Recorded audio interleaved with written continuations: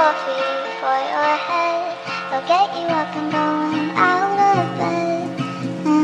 ตัวใครมีความสุขเธอได้มีเจ้ามาอยู่ข้างกายและเจ้าบ่ต้องกังวลว่าคอยสิมีภัยจงเชื่อในใจเบาลวงพาบ้านคนนี้บ่เคยบ่ได้ไล่ใจคือกระเป๋านครลุงเวียงจันทร์ทนคนแบด I'll make a cup of coffee for your head.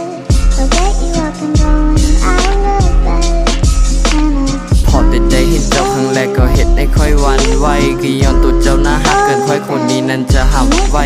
อยู่คนเดียวมันเงาก็อยากได้เจ้ามาอยู่ข้างกายและค่อยกยันเจ้าสิบ่สนพอเบิ่งคือเจ้านั้นไล่ใจความน่าหักของเจ้ามันเห็นในค่อยนั้นละลายค่อยยกให้เจ้านั้นเป็นที่หนึ่งที่สุดในโลกของค่อยคนนี้เลยเจ้าได้คบกันสัญญาว่าสิดูแลเป็นอย่างดีสิบ่ให้มีคำว่าจากไว้ใจค่อยคนนี้ได้เลยStay awake for too long. Don't call the best I'll make a cup of coffee Yeah. for your head. Uh-huh I'll get you up and going out of bed. ไปโรงเรียนทุกเสาร์หนังสือบ่ห้ามบ่เหียนนะคิดฮอดเจ้าในตอนเรียนจนลืมไปว่าอาจารย์นั้นเว้าอีหยังพออาจารย์ถามว่าเป็นหยังบ่ตั้งใจฟังตัวค่อยก็ได้ตอบจัดไปว่าคิดฮอดผู้สาวอยู่อาจารย์เราเป็นคนน่าฮักผู้บ่าวของเราคือสิเป็นแถวแต่ตัวค่อยก็เป็นเพียงคนคือสิบ่ได้เจ้ามาควงแขน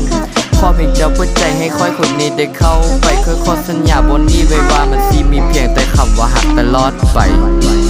Yeah Too long.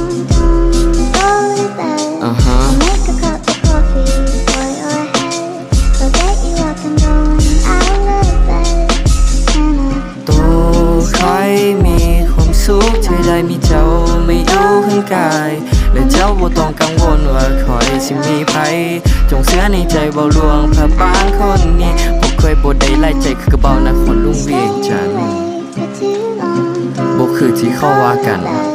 I'll make a cup Yeah of coffee